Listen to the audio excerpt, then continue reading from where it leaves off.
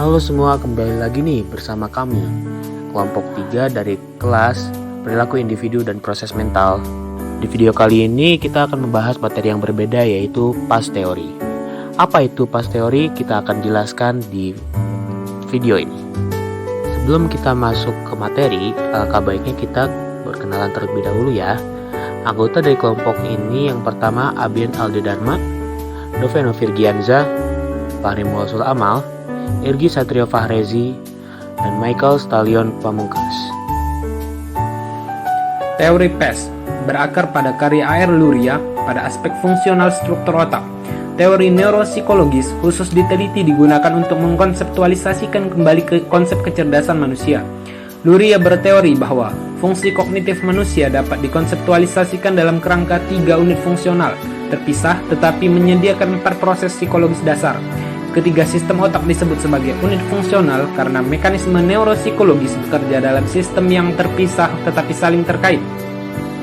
Luria menyatakan bahwa setiap bentuk aktivitas sadar selalu merupakan sistem fungsional yang kompleks dan terjadi melalui kerja gabungan dari ketiga unit otak yang masing-masing memberikan kontribusinya sendiri. 4 proses membentuk konstelasi kerja aktivitas kognitif.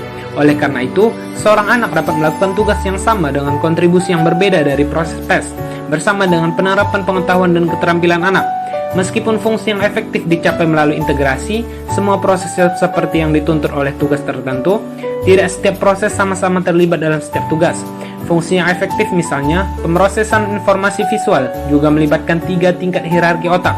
Konsisten dengan topografi struktural, ini dapat dijelaskan dengan cara yang disederhanakan. Pertama, ada area proyeksi, di mana karakteristik modalitas informasinya utuh. Di atas area proyeksi adalah area asosiasi, di mana informasi kehilangan sebagian dari teks modalitasnya. Di atas area asosiasi adalah area tersier atau zona tumpang tindih, di mana informasi bersifat amodal. Hal ini memungkinkan informasi untuk diintegrasikan dari berbagai indera dan diproses pada tingkat yang lebih tinggi. Jadi, modalitas paling penting pada tingkat penerimaan awal dan kurang penting pada tingkat di mana informasi terintegrasi. Deskripsi 3 unit fungsion. Unit pertama menyediakan regulasi gairah dan perhatian kortikal. Informasi kode kedua menggunakan proses simultan dan berurutan. Dan yang ketiga menyediakan pengembangan strategi, penggunaan strategi, pemantauan diri, dan pengendalian aktivitas kognitif. Menurut Luria, yang pertama dari 3 unit fungsional otak ini, sistem perhatian gairah, terletak terutama di batang otak, diencephalon, dan daerah medial cortex. Unit ini menyediakan otak dengan tingkat gairah atau nada kortikal yang sesuai, serta perhatian direktif dan selektif. Ketika rangkaian stimulus multidimensi disajikan kepada seseorang yang kemudian diminta untuk memperhatikan hanya satu dimensi, penghambatan untuk merespons rangsangan lain seringkali lebih menonjol, dan alokasi perhatian ke dimensi pusat bergantung pada sumber daya unit fungsional pertama. Luria menyatakan bahwa kondisi gairah yang optimal diperlukan sebelum bentuk perhatian yang lebih kompleks, yang melibatkan pengenalan selektif terhadap stimulus tertentu dan penghambatan respons terhadap rangsangan yang tidak relevan dapat terjadi. Selain itu, hanya ketika individu cukup terangsang dan perhatian mereka cukup terfokus, mereka dapat memanfaatkan proses di unit fungsional kedua dan ketiga. Unit fungsional kedua berhubungan dengan lobus oksipital, parietal, dan temporal di belakang sulcus sentral otak. Unit ini bertanggung jawab untuk menerima, memproses, dan menyimpan informasi yang diperoleh seseorang dari dunia luar. Unit ini melibatkan pemrosesan simultan dan proses yang berurutan. Pemrosesan simultan melibatkan pengintegrasian rangsangan ke dalam kelompok sehingga keterkaitan antar komponen dipahami. Sementara, pemrosesan simultan melibatkan bekerja dengan rangsangan yang saling terkait. Pemrosesan berurutan melibatkan informasi yang diatur secara linier dan diintegrasikan ke dalam perkembangan seperti rantai.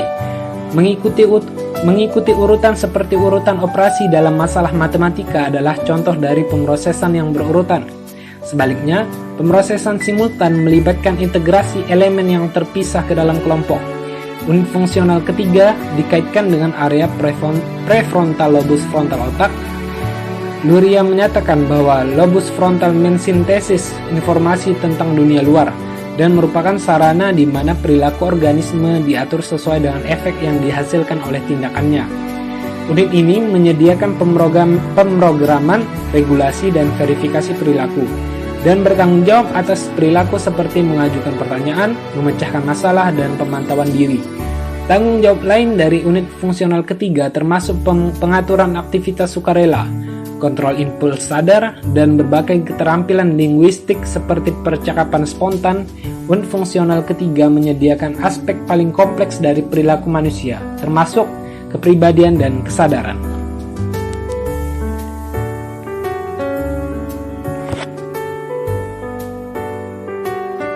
Tiga satuan fungsional dan teori PES. Konsep Luria tentang tiga satuan fungsi yang digunakan sebagai dasar teori PES secara diagram ditunjukkan seperti pada gambar berikut. Pertama, komponen penting dari teori tersebut adalah peran dana informasi seseorang. Basis pengetahuan merupakan bagian dari setiap proses, karena pengalaman masa lalu, pembelajaran, emosi, dan motivasi memberikan latar belakang serta sumber informasi yang akan diproses. Informasi ini diterima dari sumber eksternal melalui organ indera mereka. Ketika informasi sensorik itu dikirim ke otak untuk dianalisis, proses sentral menjadi aktif. Namun, informasi kognitif internal berupa gambar, memori, dan pikiran menjadi bagian dari input juga. Dengan demikian, 4 proses beroperasi dalam konteks basis pengetahuan individu dan tidak dapat beroperasi di luar konteks pengetahuan. Proses kognitif bergantung pada dasar pengetahuan yang mungkin sementara seperti dalam memori langsung atau lebih jangka panjang, yaitu pengetahuan yang dipelajari dengan baik. Pemrosesan kognitif juga mempengaruhi perolehan pengetahuan dan pembelajaran. Keduanya juga dipengaruhi oleh keanggotaan dalam lingkungan sosial dan budaya tertentu. Pentingnya pengetahuan karena itu merupakan bagian integral dari teori PES. Perencanaan adalah fungsi lobus frontal. Lebih khusus lagi, ini terkait dengan konteks prefrontal dan merupakan salah satu kemampuan utama yang membedakan manusia dari primata lainnya. Oleh karena itu, perencanaan korteks prefrontal membantu kita memilih atau mengembangkan rencana atau strategi yang diperlukan untuk menyelesaikan tugas-tugas yang membutuhkan solusi. Jadi, perencanaan memungkinkan untuk solusi masalah, kontrol perhatian, proses simultan dan berturut-turut, dan pemanfaatan pengetahuan dan keterampilan secara selektif. Perhatian merupakan proses mental yang erat kaitannya dengan orientasi respon. Basis otak memungkinkan organisme untuk mengarahkan perhatian selektif terfokus terhadap suatu stimulus dari waktu ke waktu dan untuk menahan hilangnya perhatian terhadap rangsangan lain. Semakin lama perhatian diperlukan, semakin banyak aktivitas yang menuntut kewaspadaan. Perhatian dikendalikan oleh niat dan tujuan, dan melibatkan pengetahuan dan keterampilan serta proses PES lainnya. Pemrosesan simultan sangat penting untuk organisasi informasi ke dalam kelompok atau keseluruhan yang koheren.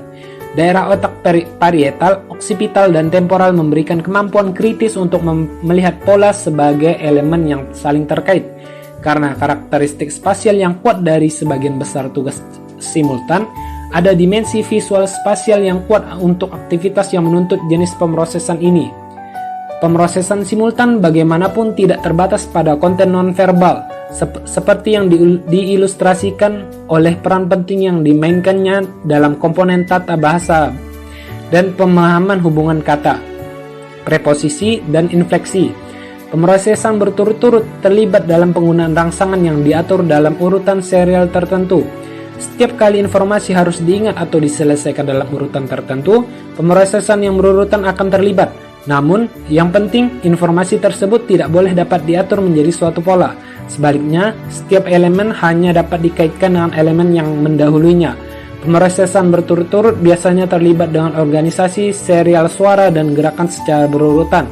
Teori PES adalah alternatif untuk pendekatan kecerdasan yang secara tradisional memasukkan tes verbal, nonverbal, dan kuantitatif. Teori ini tidak hanya memperluas pandangan tentang kemampuan apa yang harus diukur, tetapi juga menekankan pada proses psikologis dasar dan menghalangi penggunaan tes seperti pencapaian verbal sebagai kosakata. Selain itu, teori PES merupakan alternatif dari gagasan anakronistik tentang kecerdasan umum. Sebaliknya, fungsi otak dianggap sebagai blok pembangun kemampuan yang dikonseptualisasikan dalam kerangka pemrosesan kognitif. Operasional dan aplikasi teori PAS. Teori PAS dioperasionalkan oleh Cognitive Assessment System atau CAS yang kemudian untuk mengukurnya dibentuklah sebuah tes yang mengikuti program pengembangan berbasis sistematis dan empiris yang dirancang untuk mendapatkan ukuran proses yang efisien yang dapat diberikan secara individual. Teori PAS digunakan sebagai landasan CAS sehingga isi tes ditentukan oleh teori dan tidak dipengaruhi oleh pandangan kemampuan sebelumnya. Empirical Support for the PAS Theory. Dillon pada tahun 1986 menyarankan 6 kriteria untuk evaluasi teori pemrosesan kognitif. Yang pertama ada validitas, lalu diagnosis, lalu resep, lalu komparabilitas, lalu replikabilitas atau standarisasi, dan yang terakhir adalah utilitas psikodiagnostik. Validity. Dasar validitas dari teori PAS berakar dari karya neuropsikologis Luria pada tahun 1966, 1973, 1980, dan juga 1982 yang menghubungkan area otak dengan dasar proses psikologis. Karya ini kemudian diringkas dalam beberapa buku yang menunjukkan bahwa proses PAS yang terjadi dengan konsep Luria tentang 3 unit fungsional dapat diukur. Diagnosis. Ada 2 tujuan penting diagnosis. Yang pertama, untuk menentukan apakah variasi karakteristik dapat membantu dalam membedakan satu kelompok anak dari kelompok lain. Yang kedua, untuk menentukan apakah data ini membantu dalam pengambilan keputusan.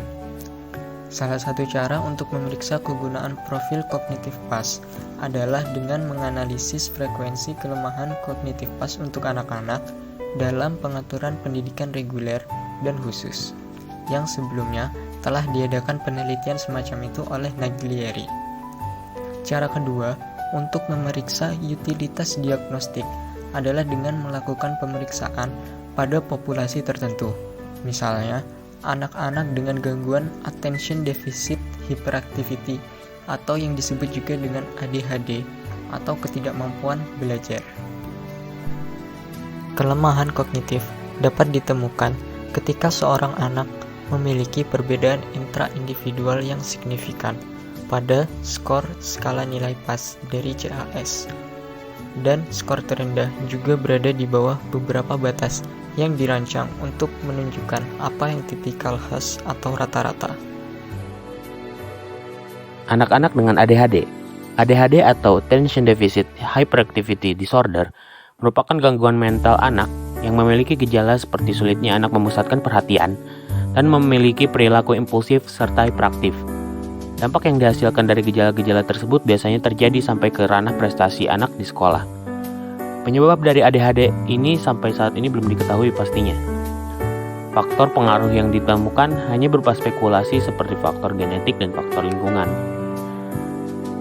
Dari beberapa penelitian yang dilakukan, dapat disimpulkan bahwa anak dengan ADHD memiliki rata-rata tingkat perencanaan yang kurang. Karena anak dengan ADHD memiliki kinerja perencanaan yang buruk. Dengan begitu, secara tidak langsung menunjukkan bahwa lebih banyak anak dengan ADHD yang mengalami kesulitan perencanaan daripada pemrosesan perhatian seperti yang telah diukur oleh CAS. Semua itu sejalan dengan pandangan dari Berkeley yang mengatakan bahwa anak dengan ADHD memiliki kegagalan pengendalian diri dibandingkan dengan kegagalan perhatian. Kemudian anak-anak dengan ketidakmampuan membaca. Ketidakmampuan membaca sendiri biasanya terjadi karena gangguan belajar. Apa itu gangguan belajar atau seperti apa sih gangguan belajar yang biasanya terjadi pada seorang anak? Gangguan belajar ini merupakan sebuah masalah pada anak yang memengaruhi kemampuan otaknya untuk menerima, mengolah, menganalisis, atau menyampaikan informasi. Oleh karena itu, anak dengan gangguan belajar ini biasanya lambat dalam perkembangan akademiknya. Jadi, anak dengan gangguan ini bukan berarti anak tersebut tidak cerdas atau tidak memiliki kemampuan untuk menerima materi yang diberikan. Anak-anak dengan ketidakmampuan membaca ini bekerja dengan baik pada seluruh konstruksi PAS, selain pemrosesan yang berurutan. Selain itu cocok dengan pandangan DAS, bahwa kegagalan membaca merupakan buah hasil dari defisit dalam pengurutan informasi. Selanjutnya kami akan membahas tentang prescription. Terdapat paling tidak 4 sumber utama yang diketahui untuk mengaplikasikan PASS teori pada remediasi dan instruksi akademik. Yang pertama yaitu PASS Remedial Program atau PrEP yang dikembangkan oleh DAS berdasarkan studi empiris. Yang kedua ada Planning Facilitation Method yang dikembangkan oleh Naglieri dan juga berdasarkan dari studi empirisnya. Yang ketiga ada buku yang ditulis oleh Kirby and Williams pada tahun 1991 berjudul Learning Problems: A Cognitive Approach. Dan yang keempat ada buku yang ditulis oleh Naglieri and Pickering pada tahun 2003 yang berjudul Helping Children Learn: Intervention Handouts for Use in School and at Home. PASS Remedial Program atau PrEP merupakan sebuah program remedial yang berdasar pada cognitive functioning dari teori PASS. PrEP meningkatkan strategi processing, terutama simultaneous dan successive processing yang mendasari proses membaca. PrEP menghindari pengajaran membaca kata secara langsung, contohnya menghindari segmentasi atau percampuran fonem. Segmentasi fonem contohnya adalah membaca huruf dalam kata sesuai dengan bagaimana huruf itu diucapkan ketika berdiri sendiri. Contohnya ketika membaca lonceng, maka segmentasi fonem yang dilakukan adalah L, O, N, C, E, N, G. Sedangkan percampuran atau blending fonem dilakukan dengan membaca huruf seperti bagaimana ia berpadu dalam sebuah kata. Contohnya dalam lonceng akan dibaca L, O, N, C, E, dan eng. Metode instruksional dari PrEP itu sendiri tergolong terstruktur dan terarah. PrEP dibuat sedemikian rupa sehingga strategi yang ditemukan secara tersembunyi dapat digunakan dengan lebih baik. Di dalam PrEP terdapat 10 tugas yang membantu anak-anak untuk menginternalisasi strateginya sendiri. Masing-masing tugas melibatkan baik Global Training Component dan juga Curriculum Related Bridging Component, yang dalam Global Training Component itu sendiri membutuhkan aplikasi dari simultaneous maupun successive strategies yang di dalamnya termasuk tugas non-membaca terstruktur. Sedangkan di dalam Bridging Component turut melibatkan aktivitas kognitif yang sama seperti Global Component, yaitu simultaneous dan successive processing. Kedua aktivitas kognitif ini sering dihubungkan secara dekat dengan aktivitas membaca dan mengeja atau spelling. Anak-anak yang mendapat PrEP menunjukkan performa yang lebih baik pada word identification or word attack subtest dari Woodcock Reading Mastery Test Revised atau WRMTR. Planning Facilitation Method. Seperti namanya, Planning Facilitation Method membantu anak-anak untuk membuat perencanaan atau planning dan strateginya sendiri. Planning Facilitation Method tidak mengajarkan planning secara langsung, melainkan dengan memicunya dari anak-anak itu sendiri, yaitu dengan cara memberikan pertanyaan-pertanyaan pemicu diskusi, seperti apa yang menurutmu salah dari apa yang kamu lakukan, apa yang menurutmu bisa kamu lakukan lebih baik ke depannya. Anak-anak akan berpikir dengan caranya sendiri dan membuat pemikiran-pemikiran serta perencanaannya sendiri. Serta guru tidak akan memberikan tanggapan benar ataupun salah.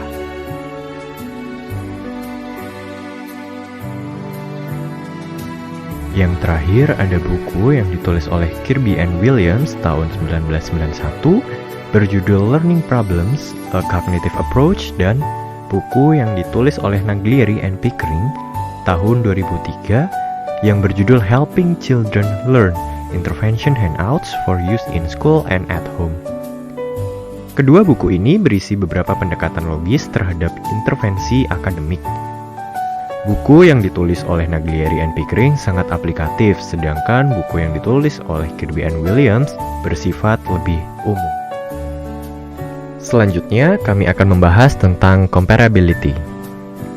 Validitas dan evaluasi dari past theory dapat ditinjau dari perbandingan sejauh mana konstruksi cognitive processing dapat relevan atau berhubungan dengan tugas yang ditargetkan atau yang diinginkan.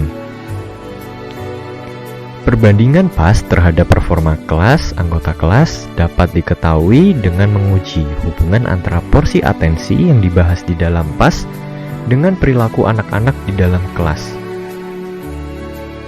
Attention test dan teachers ratings of attention dapat digunakan untuk mengukur tingkat atensi, khususnya di dalam ruang kelas. Di dalam ruang kelas, anak-anak harus melakukan atensi selektif.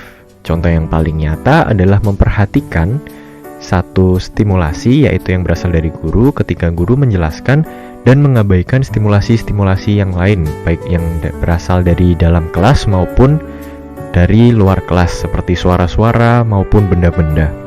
Menurut past theory, atensi melibatkan 3 dimensi penting, yaitu seleksi, penggantian atau shifting, dan resisten terhadap distraksi. Rating guru atas atensi murid di dalam kelas dapat diukur dengan DAS Attention Checklist atau ACL. DAS telah melakukan banyak penelitian dan hasil yang didapat, perilaku anak-anak di dalam kelas berelasi atau saling terkait dengan performa cognitive processing-nya. Atensi di dalam ruang kelas berasosiasi dengan performa tugas, karena tugas itu sendiri membutuhkan resistensi atas distraksi-distraksi yang ada. Replicability atau standardization. Nilai dari setiap teori pemrosesan kognitif pada akhirnya terkait dengan sejauh mana hal itu dapat diterapkan secara seragam di seluruh penguji dan diatur ke dalam metode formal dan standar untuk memastikan replikasi di seluruh praktisi. Ketersediaan norma dan pedoman interpretatif memberikan dasar untuk interpretasi yang akurat, konsisten, dan dapat diandalkan dari skor PAS seperti yang dioperasionalkan oleh CAS.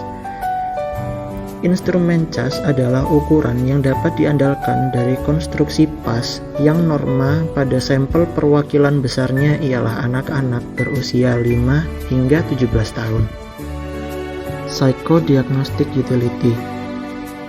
Kriteria utilitas psikodiagnostik Dillon pada tahun 1986 berkaitan dengan kemudahan yang dengannya teori pemrosesan kognitif tertentu dapat digunakan dalam praktiknya. Kriteria ini terkait dengan gagasan Mesick pada tahun 1989 tentang validitas konsekuensial dan menekankan transisi dari teori ke praktik, sejauh mana teori tersebut dapat diterapkan secara efektif. Teori kecerdasan kemampuan atau pemrosesan kognitif terbaik pada akhirnya akan berdampak kecil pada kehidupan anak-anak kecuali konstruksinya yang pertama telah dioperasionalkan menjadi praktis mode yang dapat dikelola secara efisien. Yang kedua, dapat dinilai dengan cara yang dapat diandalkan. Lalu yang ketiga, menghasilkan skor yang dapat ditafsir dalam konteks beberapa sistem perbandingannya. Nah, itu tadi adalah video penjelasan kami tentang past theory. Semoga video kali ini bermanfaat bagi kita semua. Terima kasih banyak.